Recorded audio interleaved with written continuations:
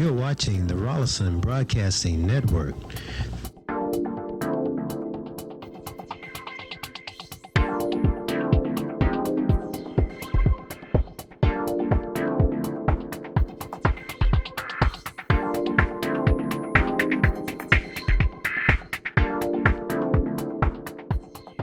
This show is brought to you by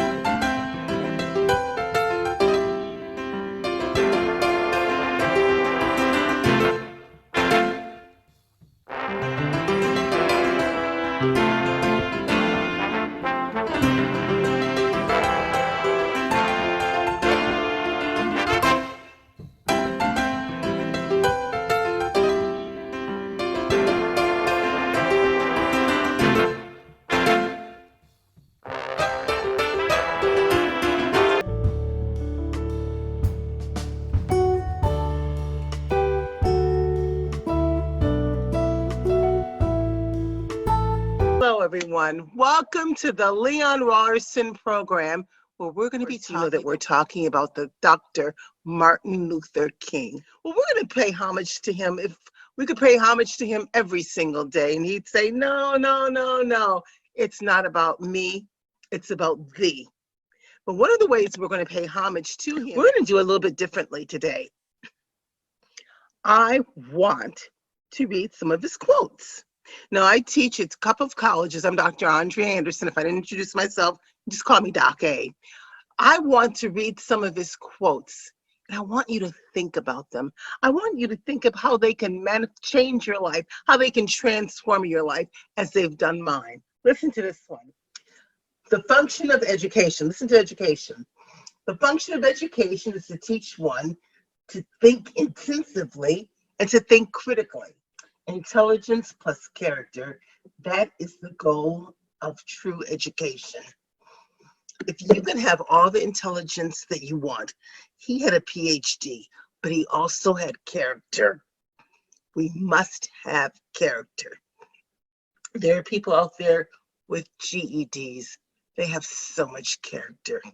There are people out there with PhDs. No character. So having an education does not give us character. It's what you do with that education. It's how you reach out and help my brother, your fellow brother, your fellow sister. Am I my brother's keeper? You bet you are.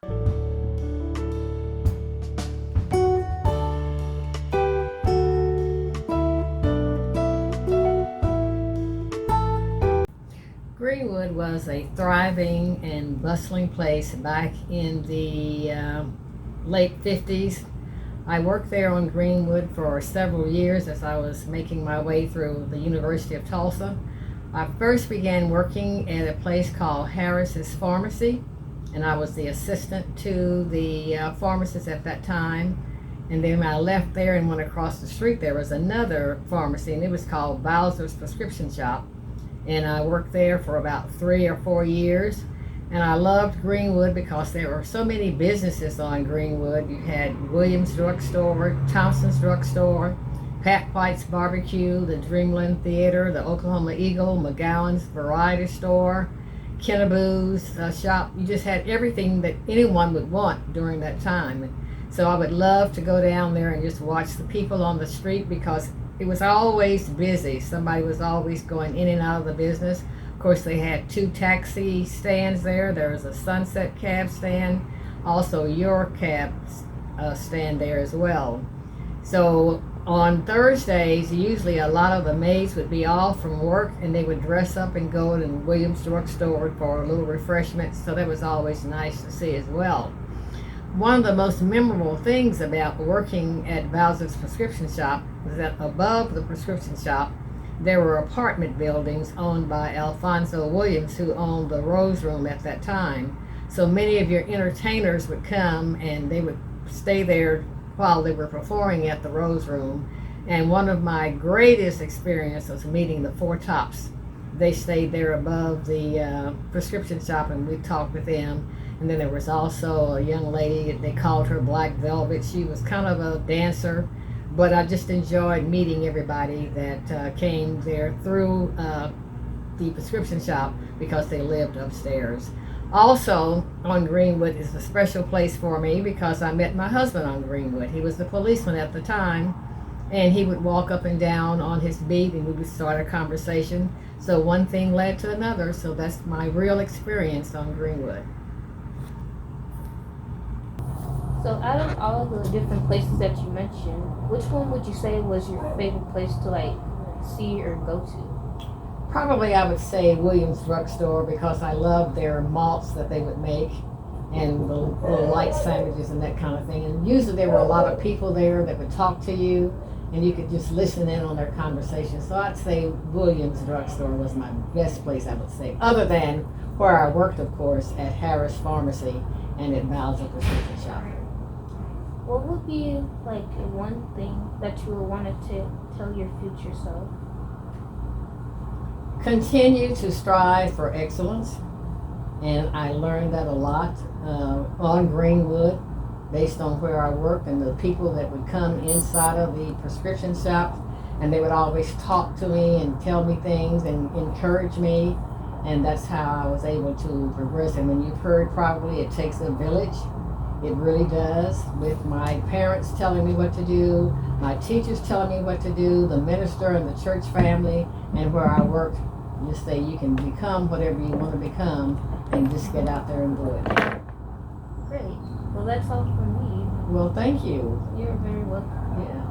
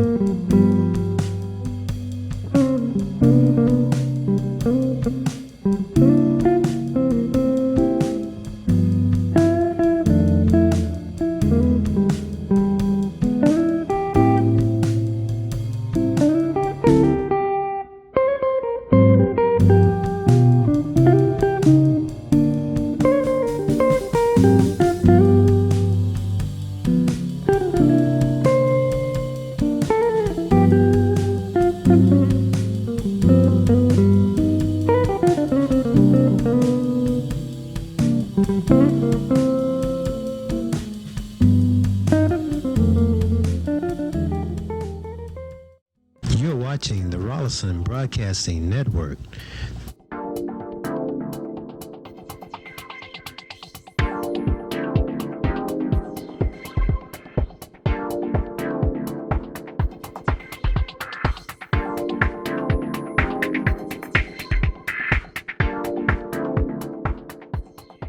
This show is brought to you by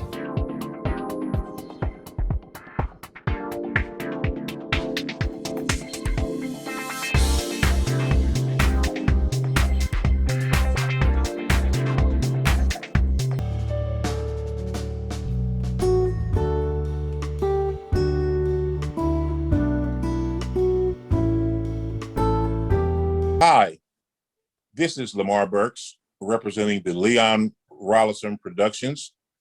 This month, we discuss various aspects of Black history. Today, I'm going to talk about the Leon Rollerson Museum, my own museum as it pertains to Black history, and various other aspects of Black history throughout Tulsa, Oklahoma, as they pertain to me. Starting out, I have artwork in the Leon Rollerson Museum, which includes my lifestyle as a sports artist.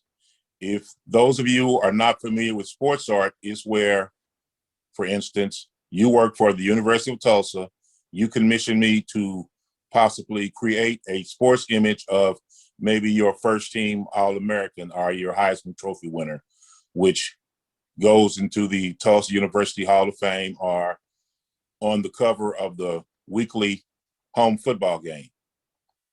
Basically, it's a sports portrait of a outstanding athlete, whether male or female. And with that in mind, I have some of my artwork that is on display in the Leon Rollerson Museum, which is a great deal for North Tulsa. In this museum, it depicts art, music, sports, photography, on-stage productions, which basically highlights individuals in Tulsa, Oklahoma who are showing their crafts. In regard to the museum, which relates to me, I am a Booker T. Washington graduate, class of 1974, the year they started voluntary integration. Several teammates and myself, we decided to create a museum on the Booker T. Washington campus, which is called the BTW Historical Center, as well as the Nate E. Harris Fieldhouse. In this museum / Hall of Fame / Wall of Fame, it honors both past and present Booker T. Washington student athletes who have excelled and left their mark while at Booker T. Washington and are still doing great things throughout the nation. At this time, I would like to, honor some of the male figures that mentored me back in my day. There was Ed Lacey, there was Robert Mays, there was Eugene Hooks, Irvin Brown, and the list goes on and on. My father, who was employed by the Tulsa Public Schools, worked as the groundskeeper at the old Carver Stadium, which he took care of the stadium. And then once the new stadium was built in 1972, he moved over to that stadium. And by going to work with my dad on Friday nights, setting up the stadium for athletic activities, I was also around some of the great Hornet mentors who influenced me through my dad's hard work efforts that I wanted to be a coach and a teacher. Once again, this is Lamar Burks, representing the Leon Rollerson Production. Thank you.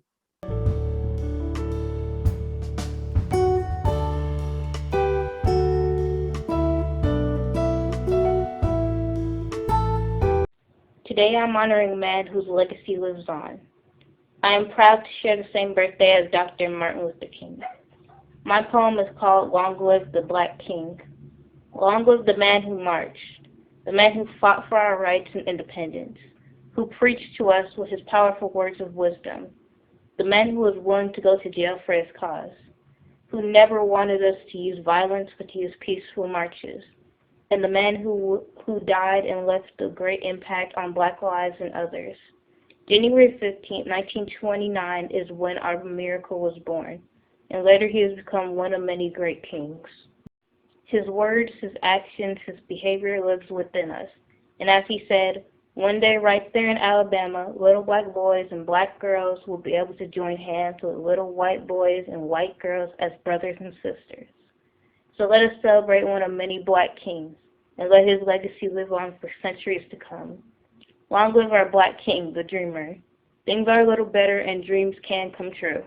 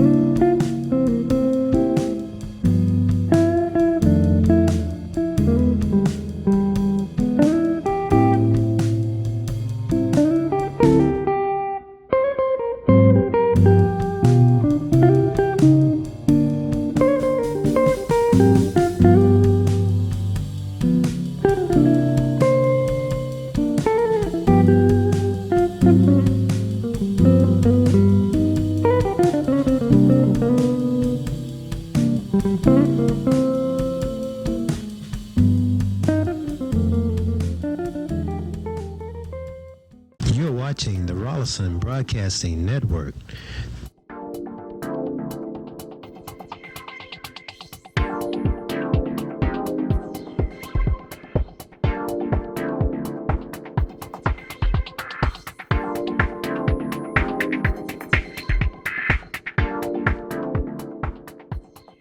This show is brought to you by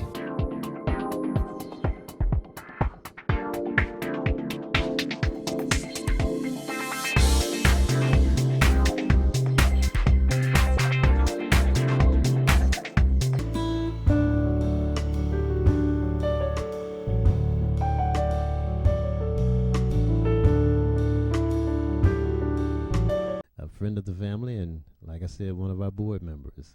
So since he's no longer with us, we're going to bring him back to you so you can hear what he's had to say and how well he said it. Mr. Robert Mays. on Rollerson Show. I'm here with two great people, and I tell you what, I can just identify them, and I can just get up and walk away, and one of them can talk for the rest of the 30 minutes of the show time and the whole bit. But I'd like to introduce you to the Mazes, Mr. and Mrs. Mays. And for those that went to Booker T back in the 60s, like I did, you would know Mr. Mays and all of his teachings and wonderful things that he did. And you will always know that let it be a lesson that sometimes having a good woman by your side is a very wonderful thing, because this is what has happened in this case. 47 years of marriage, is that right? 47, going in our 48th year. You didn't know I knew that, did you? No. Yeah, I keep You track of must- you. yeah. I keep track 40 years, 47 years of marriage. And it's always such a pleasure to have, this thing about teamwork. It's always nice. So when people see you two together, they think of teamwork. It's like people used to enjoy Gunsmoke because it was a family. They weren't necessarily blood family, but they were family. But they were together. I mean, they were. We're going to fight this war together. And when you watch Bonanza, the same thing, and so many other shows on television. Well, that's what they think of when they think of you two. They think of unity. Well, thank you for that. And that's above awesome. And I just want to make sure I say that right now and get that out of the way. Welcome to our show. Well, we're glad to be here. Thank you so much for inviting us. We are going to talk today, which we can cover a lot of subjects. We could probably just sit here and have a 7-Up or whatever and just talk about all kinds of things, but we're going to take it one step at a time. Okay. This particular segment, we're going to talk about the Ebony Bowl, the Robert Mays Ebony Bowl. Can we do that? Yes, we can. Yes, we can. This Ebony Bowl is an event that involves middle school students, Right? approximately 12 to 14 schools, right? Yeah, we had what? 15 this year. 15 this year. And you give them a series of questions, and they study these questions, and then they come together and they answer the questions during a bowl, and then the final two battle it out between each other. And that's kind of a rough idea. I'm going to let you explain what the Ebony Bowl is. I just want to kind of give people kind of a lead in as to what the Kappas are doing to inspire Tulsa and the youth of today. And they're following in the Alpha's footsteps. And we came up with the bowl first, and you guys stole it. When did we steal it? No, I'm not going to go against him. I don't think Okay, so. it didn't happen that way, right? No, it didn't. Okay, tell us about the Ebony Bowl that's put on by the Kappas and Robert Mays. Okay. How it got started, I was in Oklahoma City, and they had started this bowl, the Kappa Alpha Psi fraternity over there. Okay. But they went into the black churches with it. And I always felt, well, you know what, that's not far enough. I wasn't coming to Tulsa and started just in the black churches. I felt a need to go into the schools because they were not teaching any kind of black history in the schools. Right. And perhaps we can change some attitudes in Tulsa about black people and their copying what they've done. Maybe we can give some self-esteem from our black kids about the kinds of things black folks have done over the years. So this is how this got started. And I came out to the district to talk with the superintendent, and he said, yes, that sounds good to me. And as you notice on our teams, it's not just for black kids alone, it's for whites also. Mm-hmm. Because we're so downplayed by our media now with the drugs and everything else. I felt they need to know some good things about what we have done also. All races need to know what black people have done because it's just not publicized. They don't teach the black history in the schools anywhere now, and it should be in all schools about the kinds of things blacks have done in this country to make it great. And a lot of people don't know that the black folks, the stop sign, for instance, the stop light, black man's responsible for. Here in Oklahoma, and they're talking about Oklahoma history now, the 100 years. Have you seen that yet? But I'd also like to say, he said black and white kids are on the team. Not only are black and white kids on the team, there are Native American Oh, yes. youngsters on the team. There are also Asian Americans on the team. So I think that needs to be said. Beautiful, beautiful. And we don't discriminate who's on the team. Anybody that wants to be on the team and study black history, we want them This to. is great. The way I understand it is that the kids learn something about history, the people in the audience learn something about history, and the people that have to put the history together, the whole 1,000 questions together, they learn things about history. Absolutely. And of course, we have it on our show every year, our TV show every year, so we're learning about history. Right. And then we're teaching it, not teaching it, but we're passing it on to our audience. They're learning about history. So from one small idea or large idea, larger ideas come from. And I think that's pretty amazing right there. I was noticing when we were videotaping this, some of the adults in the audience were looking in amazement because they thought, wow, I didn't know that. Oh, I didn't know that. And then even after the program, some of the adults said, I learned because I didn't know this. You know, I had no idea. It's really amazing. I think that the $30,000 that we charged you to videotape the event, I think we should give it back to you. I agree. Okay, Ebony Bowl. Ebony Bowl is something that's going to be going on long after you decide to switch it over to someone else, no doubt about that. What would you like to see with the Ebony Bowl? Would you like to see it twice a year? Would you like to see it grow larger? Would you like to see it in other cities? What would you like to see? What would you I like to see? see it everywhere, really and truly, throughout the United States, because it's very important to me. It would be great if we could just spread it, you know, because black history is not portrayed enough. We get a little bit only in February. It needs to be each and every month. We see it's just so much, you can't get it all done in 1 month. Okay. Okay? Impossible. So I wish it was everywhere and every month. Maybe a week out of every month we could take and go into black history. That's what I'd love to see. I've enjoyed both of you being on the show. you. Thank you. You know you're coming back. Being here. Okay, we'll be glad to come back. Thank you very much. I'm Leon Rollerson with the Mazes, and we will see you shortly.